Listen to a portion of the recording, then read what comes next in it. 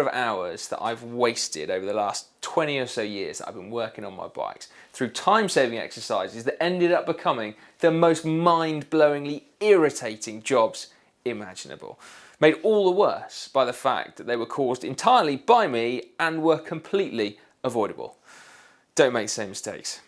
Watch this video. Seized seat posts. It's very easy to forget about your seat post. You may well not ever really need to move it, but if you eventually do, you could well find that you can't, basically, and that's because seat posts can very quickly become seized into frames, no matter what the material either side is made from.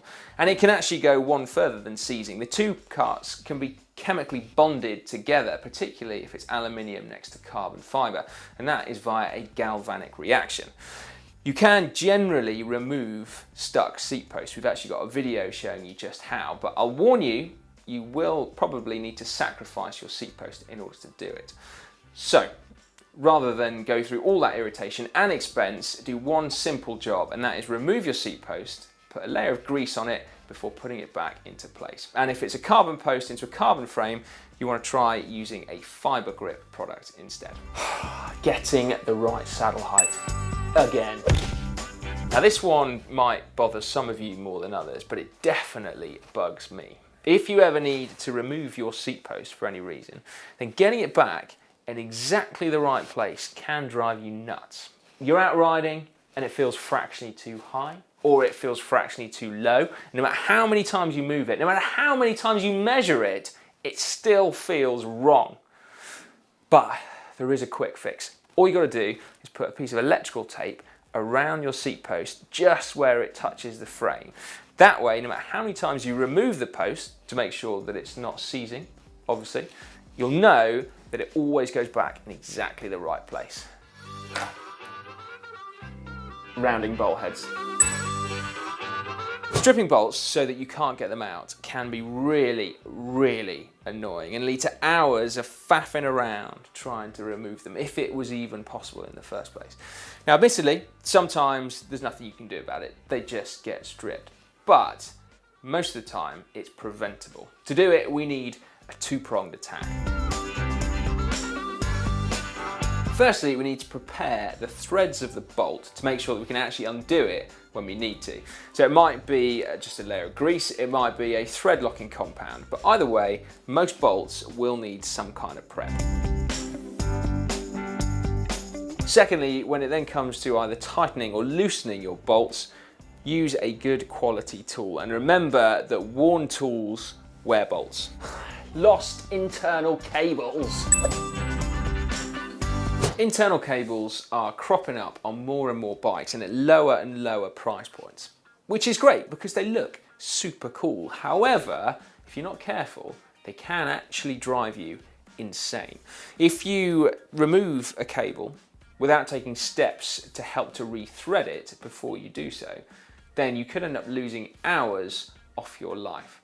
So consider this a timely reminder before you do it. When you go to remove a cable, take a little tube, thread it over it through the frame, so that when you then finally remove the cable, the tube is left in place as a guide to help with the next one. Stuck pedals! Taking your pedals off can be surprisingly annoying and surprisingly painful as well if you're not careful.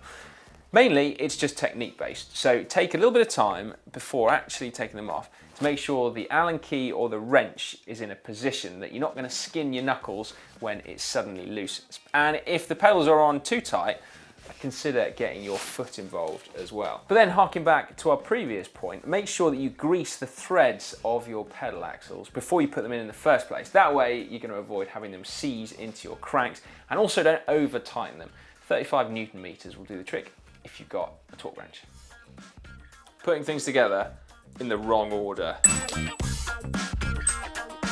Most bike maintenance jobs are relatively straightforward. You can take things apart and put them back together again relatively simply. But there are a few jobs that are more complicated. Now, I'm thinking mainly bottom brackets here, but also headsets to a certain extent. What spacer goes where, and where on earth did that flipping seal come from? Cue hours spent trying different permutations, even when you have the instructions in front of you. Now, it's not exactly a hack this, but it is definitely a timely reminder that if you just spend 10 seconds keeping a track of how things come apart, either taking photos or literally just lining them up on your worktop, then you will be able to put things back together again very simply and save yourself a lot of time. Not being able to get your back wheel out. Here is a simple one, but I'm sure we're all guilty of it. Or at least I know I'm guilty of it. You need to take your back wheel out, and you know that you need to put your chain in the smallest cog on your cassette. But you just can't really be bothered. I mean, how much harder is it going to be to get your back wheel out? A lot harder. In fact, much, much, much harder. So rather than try spending ages faffing around getting your back wheel out with your derailleur in the wrong position, just change gear first. Searching for tools. Now, this used to be another one of my specialities, losing tools. Oh man, the amount of time I lost one winter trying to find my cassette tool. And it wasn't a one-off either, it was a regular thing. And it does still happen from time to time now, as I absent-mindedly put a tool down somewhere random and then completely forget all about it. Now, of course, this isn't a maintenance job, but it is nevertheless a mind-blowingly irritating thing and easy to prevent as well. Just create a special place to keep all your bike maintenance tools.